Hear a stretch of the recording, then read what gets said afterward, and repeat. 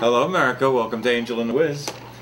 More and more people are starting to watch, and different people are starting to watch. So, you know, try not to judge us too harshly. Remember, we're here under duress and everything, and everything else. Oh. He makes me do this. That's right. I forced you to. It's going to be tough getting those shows if you go to Illinois. And how to work that out. You have to mail that in. You have to shoot your own stuff. We'll see. So I don't have much because I've been really kind of. This was a nice week at work. We had short days this week at work, and I did not very little. You didn't have anything to complain about.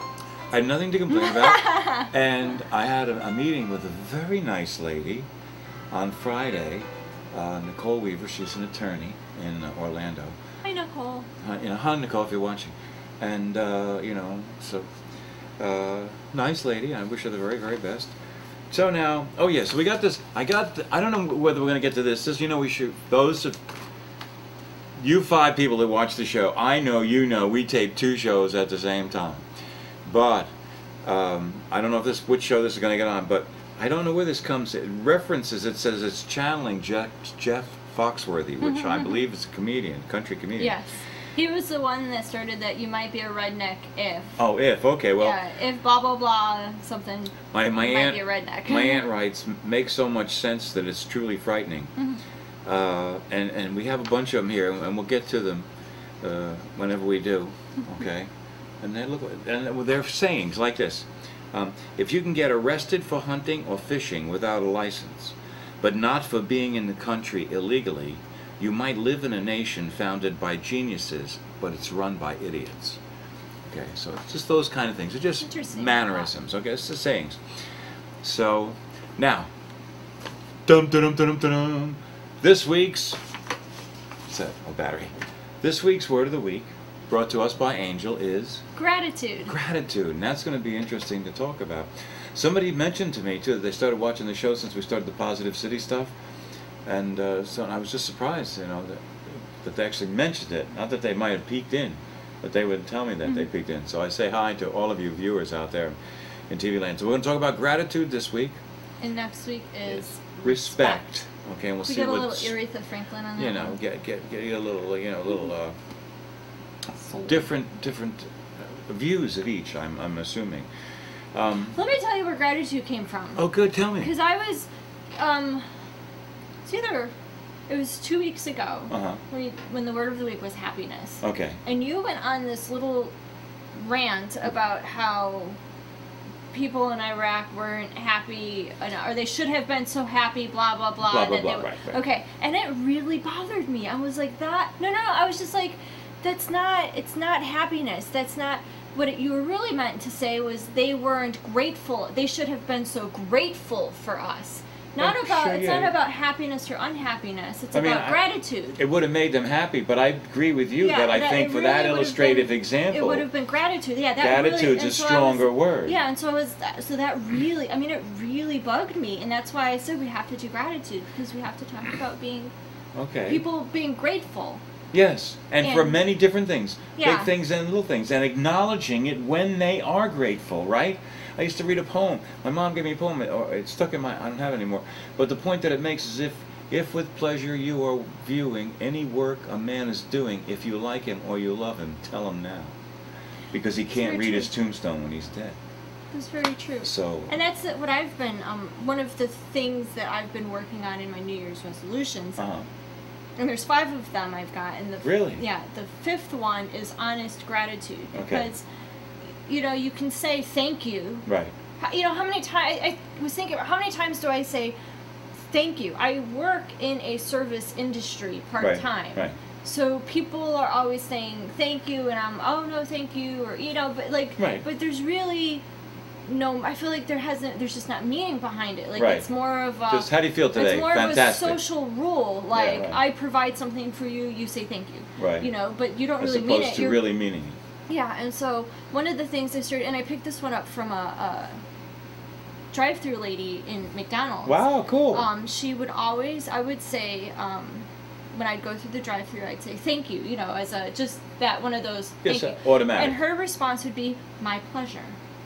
And I was like, that's very odd for a McDonald's drive-through attendant to say my pleasure. And so I've started to say that, and and it's really become one of those, the more I say it, the more I'm starting to believe it. So not only am I accepting gratitude, like not only am I giving it gratitude, I'm also accepting it a little bit better, because it, you know, I work in the service industry. My job is to make these people happy, and sometimes they're grateful for it, sometimes they just say it, you know, sometimes I think it's due them. But the ones that really appreciate it and really grateful for it, and I say it's my pleasure to assist you. So, and in those cases, it really is. You're really happy to. It's nice when you come across somebody that you really, you know, you're really glad went out and I work this in the same kind of place, and I have to tell you, I see a wide assortment of people, and I deal with them in a different way. And most of them you want to kill. I wouldn't go that far. Most is a strong word, but leave us say that every once in a while there's some special people, and you really want for them. You know what I mean? You want to do it. It is a pleasure to do it, because that's one of the rewarding things in the day. When you have to provide a service, you provide that service, okay, and you have to do it indiscriminately. But sometimes there's people that you do it for that you're really glad to do it for. You know what I mean? So I mean, I catch where you're coming from, but that doesn't get you off the hook for the other four. What are they? The other four resolutions. I was just running through them in my head. The first one is get back in shape. Do you mind sharing them? No, I don't mind. Because I blog about it. It's on my blog. So get back in shape, eat healthier. Those are like 1 and 2. I don't remember which one's 1, which one's 2. Okay. Then, we don't need them in order. Just long as and then number 3 is consume less. Number 4 is give more. Consume and number 5 less. is honest gratitude. Consume less, and the other one is, and the next one, give more. What time do you have over there? 7:16. Do you want to give out your blog? Yeah. Okay, so let me see. Okay, 7:16. What is it? I don't remember what it is off the top of my head. I have to look it up online. Well, that's just marvelous. Well, we'll do it after we're done taping. I'll look it up. I'll have to go back and insert it in. Well, yeah, but at least I know where it anyway. goes. Yeah, okay, that's good. We're going to stop the show? No. Angel's blog. Yeah. Which comes from Weblog, right? Yeah. Okay. So what I do is I have been blogging about this, and I was doing really good January and February, and then March, there's, you know, a lot of stuff happened for me personally in March, so I kind of didn't blog, and I got kind of angry, or I was just frustrated, and then now in this April I've been going back and getting back on it, except that I have consumed 4 pints of Ben & Jerry's ice cream in a week or so. Doesn't show, don't worry. Let me tell you. Yeah. So but and the fact that and let me say, because it's true that you've been here and you've come every week and you've been going through some real stuff in your life, and I just really appreciate that you still come. I hope this is a little bit of happiness wrapped in with all that other stuff. It is. It's a good stress relief sometimes. Okay, well that's good. You know what I mean? Because it's cheaper than drugs. Come on, you can't go wrong. But anyway, back to gratitude. Back to gratitude. I just feel that people aren't meaning their thank yous. Yeah, and so I really have been trying to do that. And I feel that there are... I think all your resolutions are commendable. I think that some people don't know how to say thank you either. I could believe that, you know, like, because they just don't, you know, they don't get it a lot.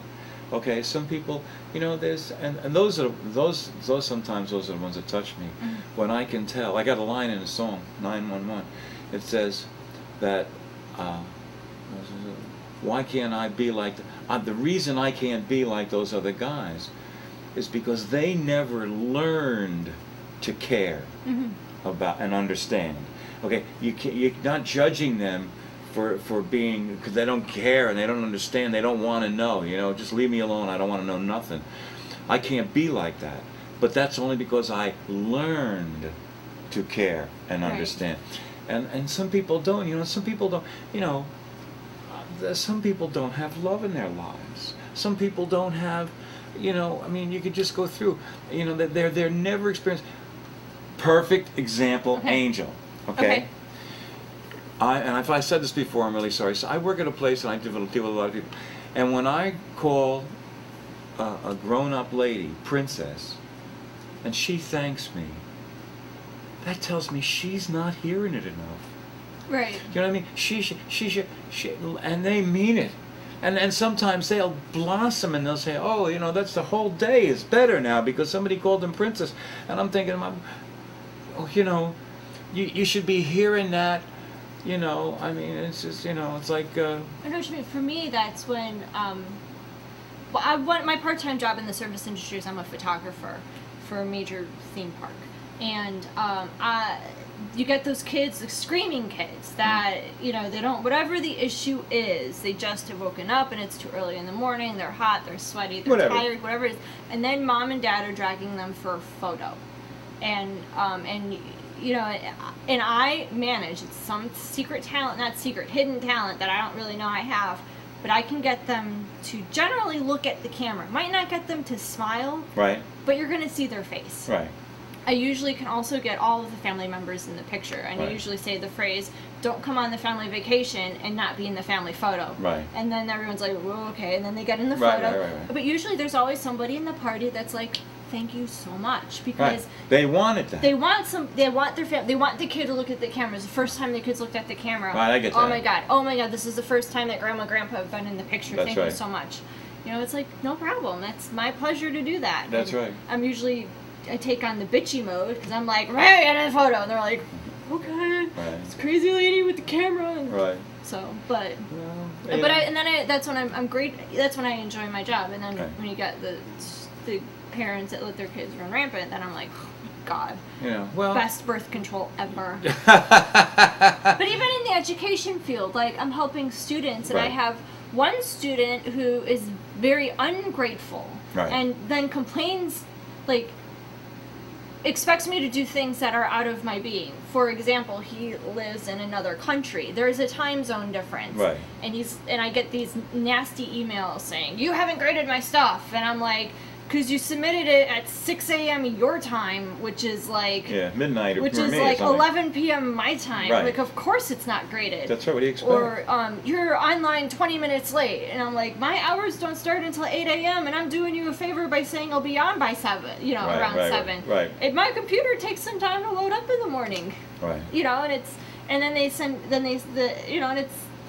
gotten to the point where my department chair just, she gets these, I got another email from this kid, sorry, and she's like, you know, even she's acknowledging that I'm doing nothing wrong. Right. You know, and I feel that student is so ungrateful. Then I have to call I have to call parents and say, just let you know your child's failing. Right. And I hate those phone calls, but I bet. the parent is like, really?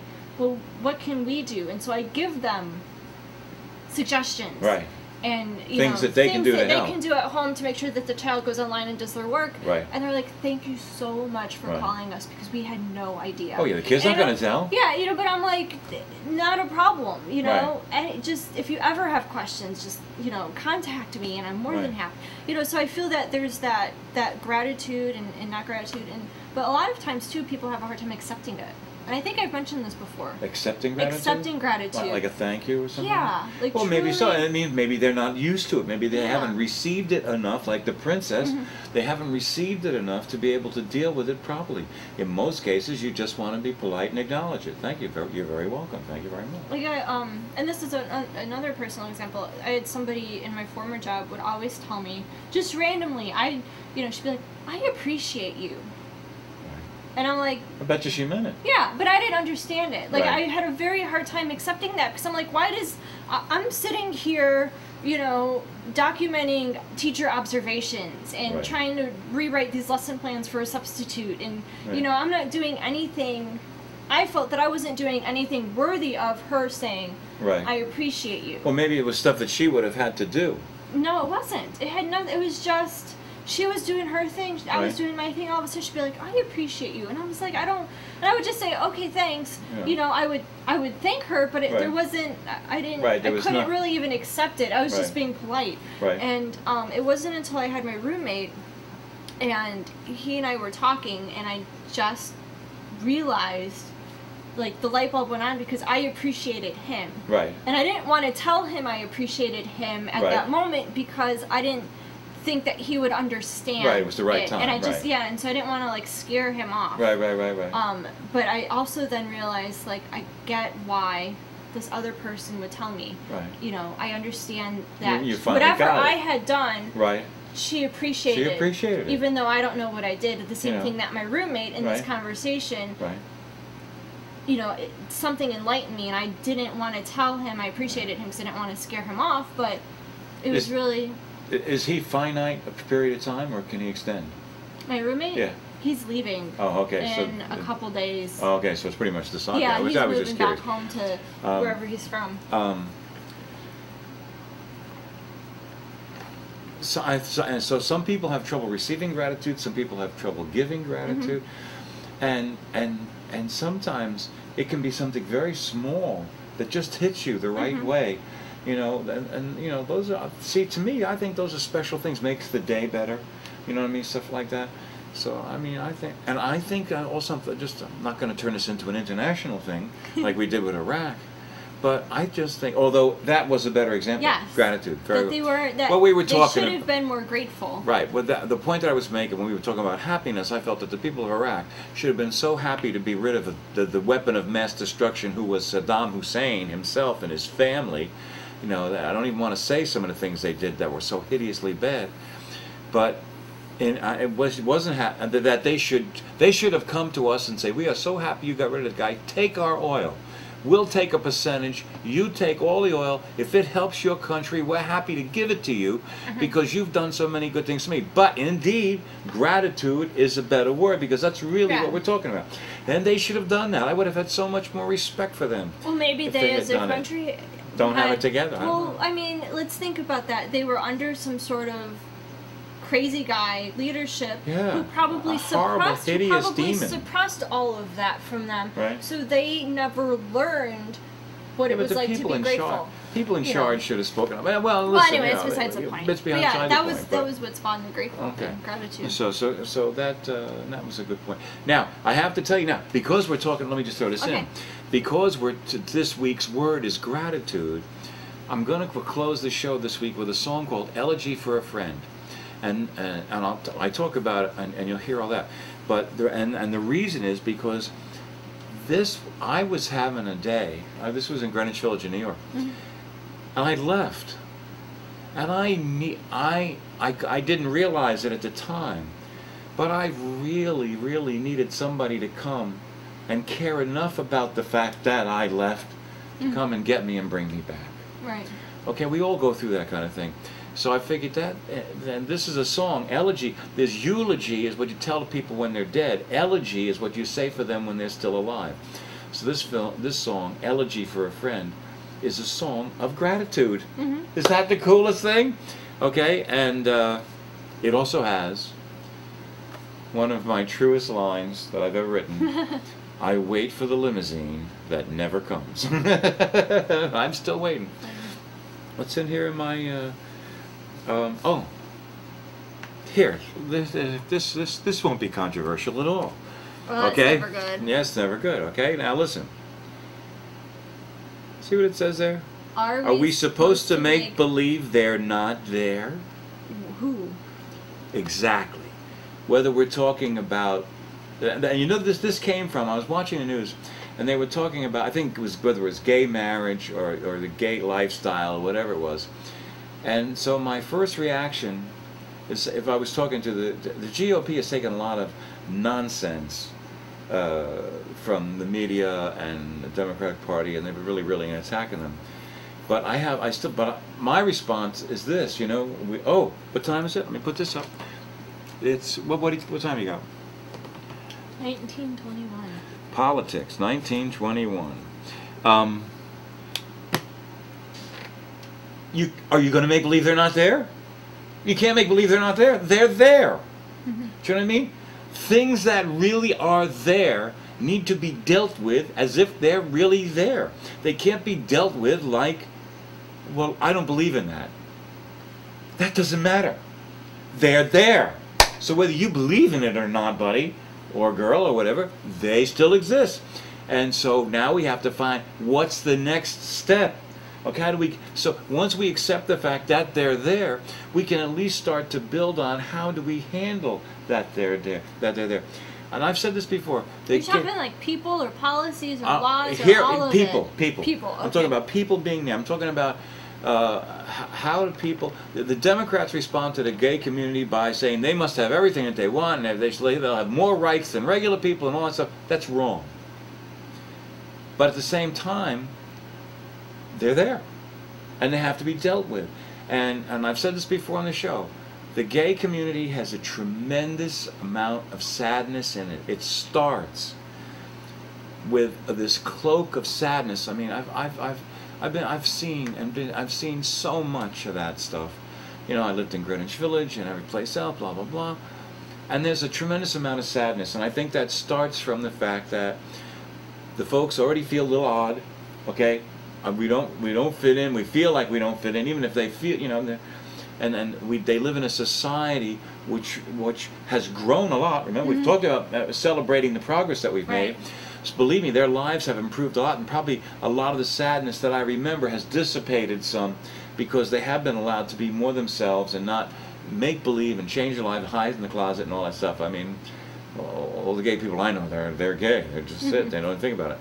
But well, we live in an area that yeah, very much promotes this. Right, yeah. Well, promotes or accepts. Accepts. No, I would say accepts. Accepts is a better word. Okay. But we're very accepting of that. Okay. What time are we out? We're out at 23:40. 23:40. So we got 2 minutes. And so the point that I wanted to make was my advice to the GOP, and the same with the Latin American people. They're concerned about letting the illegal immigrants in, because they're afraid they are going to vote for the Democrats. The only reason they would vote for the Democrats is because you've done such a horrible job explaining what you believe in. Because you believe in the same things the black community believes in, and you believe in the same thing the Latin American community believes in. They are very religious, they're spiritual, they have very conservative values, la-di-da-di-da. If you explained it properly, you'd do better. And the fact of the matter is, you've got to come to the realization that they're there. So forget whatever you're thinking. How do we deal with it? They exist. They need to be dealt with properly. They need to be embraced. I think all people need to be brought in. You know, like, I'm an independent because I don't like getting branded with anything. And that's really the reason. That's the only reason. You know, I registered Republican because I wanted to vote in the primaries. That was my real reason for doing it. But the fact of the matter is, when we run our political stuff, most parties, most people on both sides agree with this stuff we talk about. You know, and as far as, you know, I don't know what the solution is. And I don't know what the solution is to gay marriage.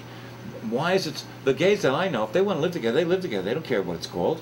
Right. It's irrelevant. It's like, if you want to be on TV, now you got to talk about gay marriage so you get attention. Most people that are couples are couples. Right, yeah. Now, I wish you the best in the world. Okay, now listen. This is Elegy for a Friend. I hope you enjoy it. And what else do we say? Fly America, do something good every day and volunteer at your local animal shelter. That's right. You see my age? You know what I mean? Every kid, you know, what do you got? No, look at it. Everybody else got a wireless one. I still got one with a cord. I mean, it's scary. You could get killed up here, you know. Now, everybody, now, dig this. You see all these people in this room here? And you want to know something? And you don't even know each other, but you all experienced what I'm about to sing about. Every single one of you. Every single one. You want to know why? Because we are human beings. And at one time or another, every single solitary one of us has walked out of the room, hoping, praying, desperately needing someone to care enough to come get us and bring us back. Okay, we all been there. This is a song I wrote. I was practicing in Greenwich Village in these days. It's called Elegy for a Friend. And I wait for the limousine that never comes. prey on the star that turns to rum, and I find myself becoming unreal because of what I know I must feel. But people can't stare at what they don't see, and when they're looking, they never see me.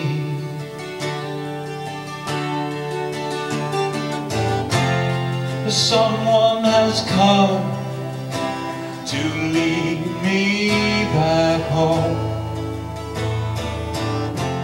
and inside my heart I'm so glad it was shown. This lonely friend who helped me today, he brought tears to my eyes with a feeling that stayed.